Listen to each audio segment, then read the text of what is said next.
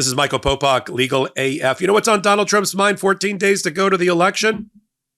Transgender people playing sports against people born women. This seems to be on his mind. How do I know it? Because he was just at today, a Hispanic, what was supposed to be and was billed as Latino Americans for Trump, Hispanic roundtable in Miami, which is already going to skew tremendously Republican because of the nature of the Cuban community there and others that have joined, and the work that the Republicans have done since Barack Obama won the state twice to convert people to their brand of being Republican. Now we'll talk about, and he's in the safe confines of a hall that's inside of a city that has a very close relationship with his own golf course, which is also named Doral.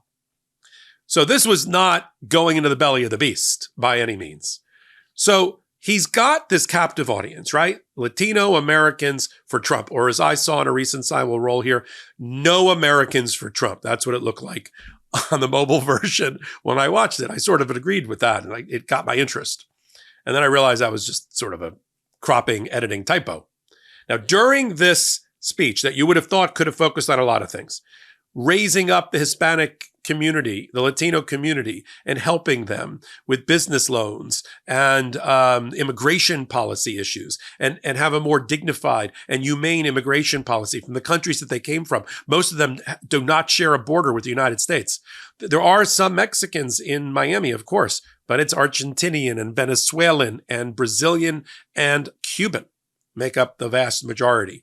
70% of Miami-Dade County is Hispanic, and 50% or more of that is Cuban American, which has always, since the Cuban Missile Crisis, the 1960s, is Republican. Dyed in the wool, dyed red Republican, even before MAGA. So for those out there in America and globally who watch us, who are thinking, that's weird, these are Hispanic Republicans? I mean, there are some. But overall in the country, 70% of Hispanics are Democrats or progressives. But of that 30%, the bulk of that comes from this Miami community that Donald Trump is front of. And so he thinks in this community that's there to support him. Maybe religious issues, maybe reproductive rights issues, maybe issues related to the small business community, things like that.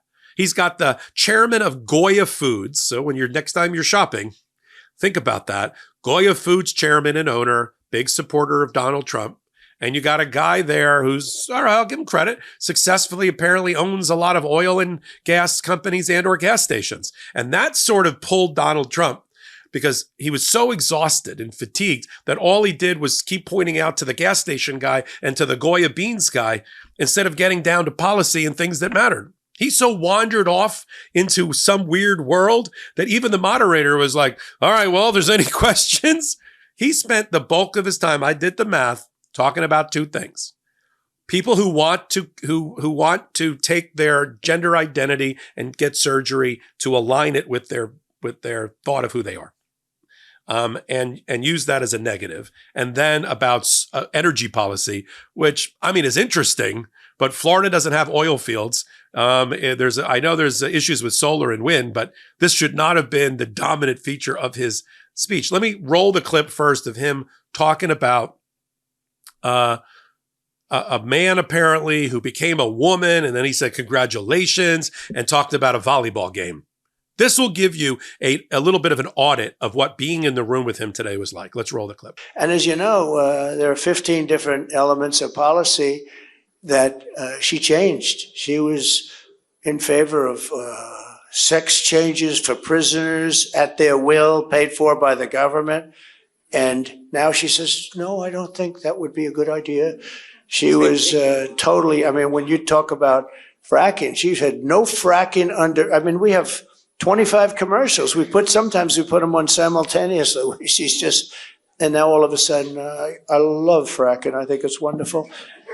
Although today, though, it came out, they had a bad thing come out today. One of her people said she's essentially against fracking. And it's very interesting when that came out.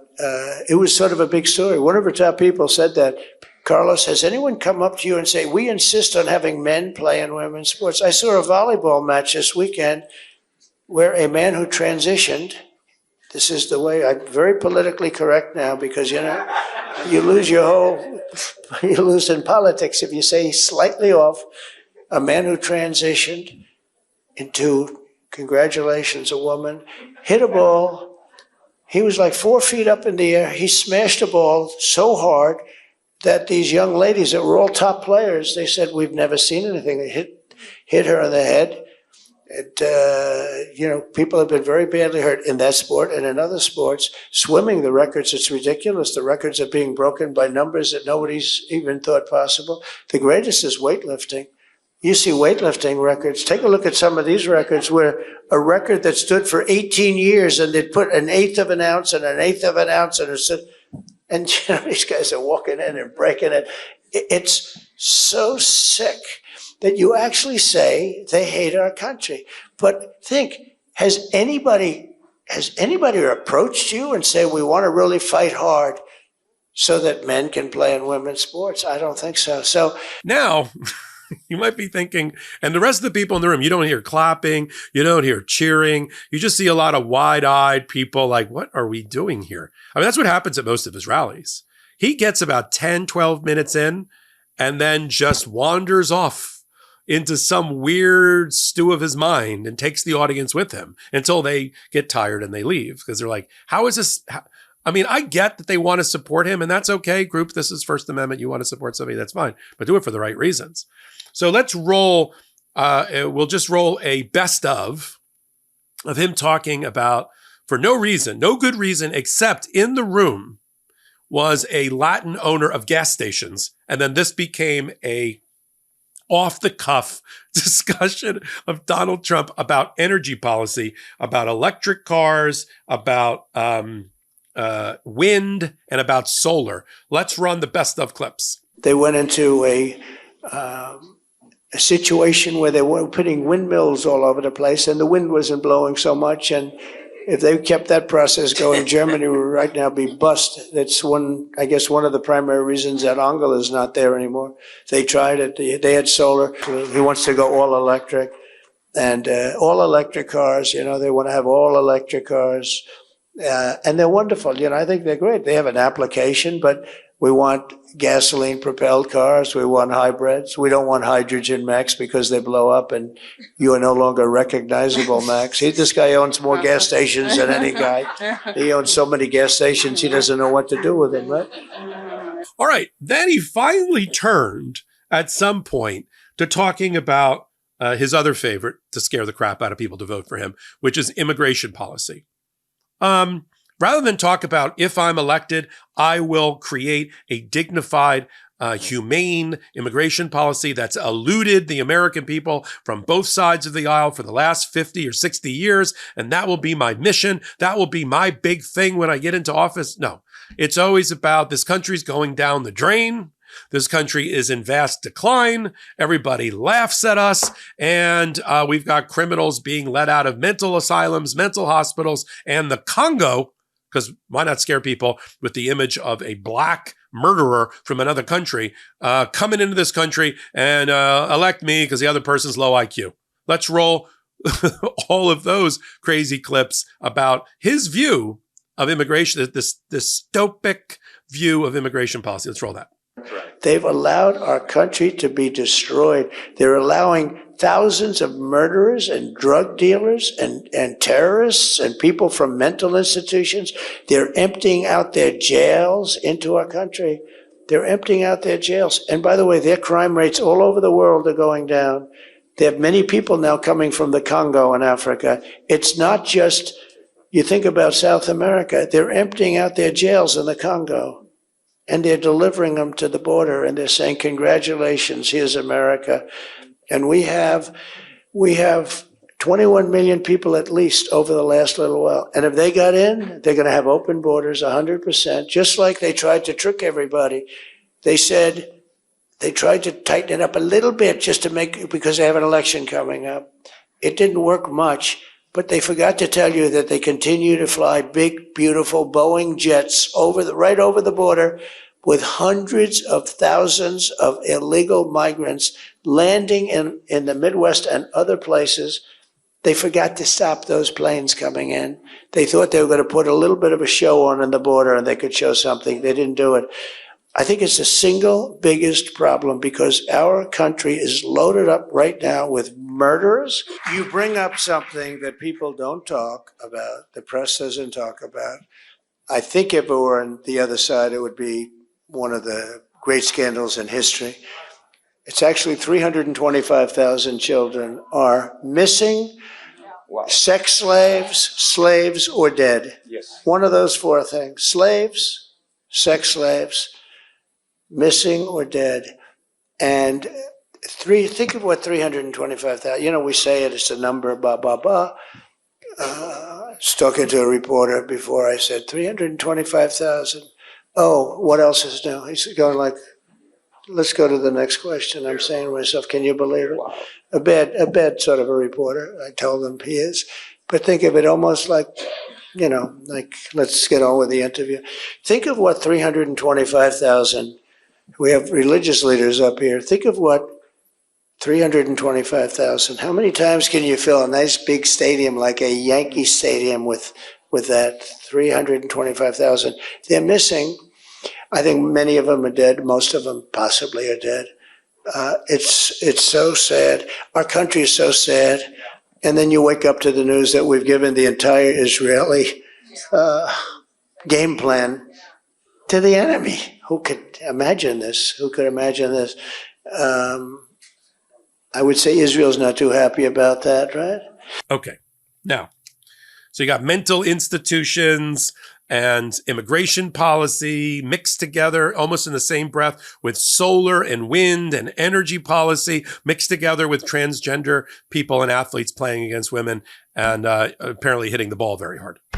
I'm so excited to share with you guys an incredible scientific breakthrough to support our long-term health and wellness. C15 is the first essential fatty acid to be discovered in 90 years. And get this, studies have confirmed that it's 3 times better, broader, and safer than omega-3. It's pretty simple. Essential nutrients keep our cells healthy, which keeps us healthy. If you want to get sciencey about it, studies show that C15 works by strengthening our cells, improving our mitochondrial function, and protecting us against damaging free radicals.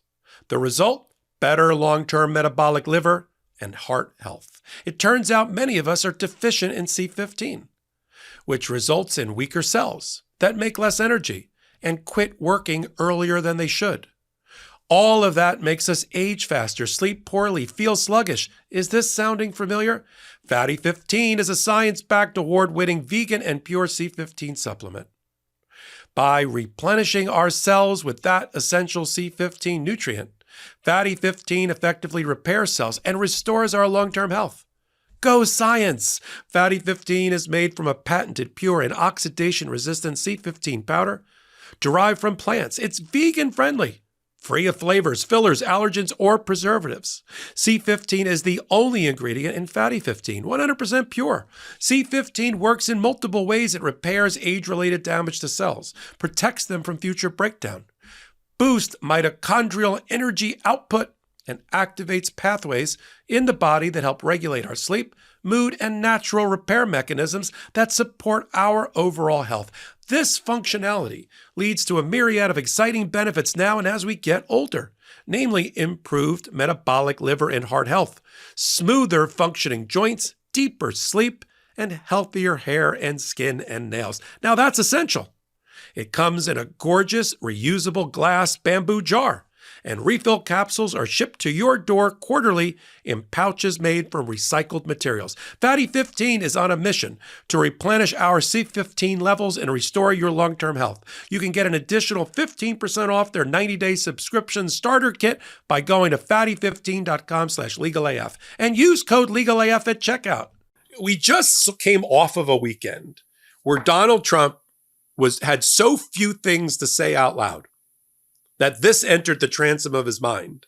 A comment about Arnold Palmer, the legendary golfer, being apparently so well endowed that other golfers in the shower marveled at it. I mean, how is this an appropriate? He's always talking about the size of something, the size of the crowds at his fill in the blank, the size of his you know what, the size of his manhood, the size of his hands, the size of somebody else's manhood. I really don't get it. How is this attractive or appealing? I mean, I get that there's a group of people in this country that are going to vote for Donald Trump. I'm not an idiot. I know that and it's in the tens of millions of people. And whether he gets 46% or 47% or 48% or 49%, as long as he stops there, we're all fine. But how has he been making, and somebody explain this to me and put it in the comments. How has he been making any new votes for him from the independent or taking Biden votes and making them Trump votes? How has he been doing that exactly? I see how Kamala Harris has been reaching across the aisle, and she's doing, apparently, according to polling, exceedingly well at converting Biden voters that had left and were considering going to Trump. She's got them back voting for Harris. I get that. Or had left and voted for Trump in 2016. She's got them back. But no one, leave a comment. I want to read it. I want to hear it. How is he manufacturing new votes? I mean, his MAGA, his red, the ones that he scares the crap out of, can only vote once. You know, you need more than that to overcome an 80 million vote gap by Joe Biden, right? And to overcome the gaps needed in the battleground states. You just do. And instead, this Latin outreach today got so unhinged that God love them, the Hispanics and Latins in the room had to take it over and make it into a prayer session and hold hands and pray and treat him like he is the second coming. And that at one point, somebody said, one of the leaders up there said, and God took his hand and turned it so that he survived Butler, Pennsylvania, Donald Trump. And then prayed for him to win, like God has a stake in having Donald Trump prevail. Let's run the clip of the end of the prayer session. This is not a war between the left and the right. This is a war between good and evil. So we can't combat that. We can't fight that in the natural. We need spiritual weapons to fight it. So prayer is one of them. And I believe President Trump is here because there's a purpose, there's a higher assignment for him to finish with this nation. So we're going to pray. Prayer, the Bible says that let's pray for the will of God to come. Meaning, what's the will of God? The Bible says God sets up kings. He removes kings. We're going to pray for the will of God for him to be the next 47th president. Do you believe that? I want you to stretch your hands toward him. Now that was just a cover because for an hour and a half, Donald Trump made no sense. And it was just a wallpaper over. What we're watching is the incredibly shrinking Donald Trump as a candidate, as a person, becoming more unhinged, untethered to reality, more exhausted. Whereas you have Kamala Harris, you know, in sneakers and no sneakers, running around in every battleground state, pitching a tent and asking and earning your vote. And while Donald Trump tries every trick in the book in order to try to avoid being prosecuted any further by the criminal justice system. That's all we're watching. He has no interest whatsoever at really serving as the president of the United States. All he wants is for you, as a voter, to give him a boost so that he can get to the tree first before special counsel Jack Smith and claim that, you know, like a game of tag or hide and seek, that he's safe on the tree. If he gets into the presidency, he's going to dismiss all the prosecutions that are federal against him. He may start jailing people based on his own comments and threats, and he's going to pardon the rest. And that's the only reason he's running. And the only reason the Federalist Society and the MAGA that are inside the shadow government in exile in these various think tanks and institutes, like the Heritage Foundation, which is just a front for about a dozen other organizations that are the true levers of power for the Republicans, all run through Leonard Leo and other shadowy figures and donors you've never heard of that we'll do more reporting on. They don't care about him. He's a meat puppet for them. He just wants them to get it. They just have mutual interest. They want him to get elected because they know he'll hold the door open and let them all in to the administration and fill 5,000 civil servant jobs and every cabinet position top to bottom. And that will affect the next 20 years of our life. And they just want to make sure that the federal courts are firmly made into the Trump and their image. And that the Supreme Court for the next 2 generations, the next 20 years, becomes right-wing conservative, and then they can sleep at night. The rest of us won't be able to sleep at all, but then they'll be able to sleep at night. And so I wanted to use the Hispanic, sort of got my dander up because I know this group well. I've worked well with this group of Hispanic Americans, Latino Americans in Miami. Count many of them to be my friends. I knew a lot of the people he shouted out to. Mayor Frank Suarez. All right, Francis Suarez, I know you. I see you. But I wanted people outside of Miami to understand the Miami Latino community and how it's subdivided and divided and how right-wing it has always been since the 1960s as they abandoned the Democrats and Kennedy after the Cuban Missile Crisis. And then they brought these other new groups along with them, scaring the crap out of them, telling them that Democrats are socialists, that Democrats are Marxist, Democrats are going to be dictators. That's why you hear this rhetoric. That's Donald Trump sending a love note to all of these groups whenever he says fascist and he says Marxist and he says socialist. I mean, by the way, those are different things. Which one is it? But to them, it's, that's what we left. That's what we left in our home countries. And there's also this kind of nostalgia for dictatorship that comes from some people when they come to this country. They miss the strong man. Oh, he's a strong man. Must vote for him. He's God's choice. Must vote for him. Right? There's an old saying, that Bill Clinton used to repeat, which is it's better to be wrong and strong than weak and right. And this group likes wrong and strong. And they find that appealing. And that's why you've got to work around them in voting in Florida.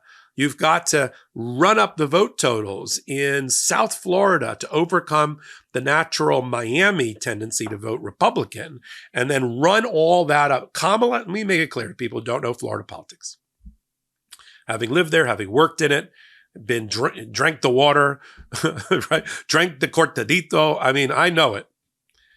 Kamala Harris has to overperform in Palm Beach, Broward, and Dade County to offset the rest of the state, which goes heavy red.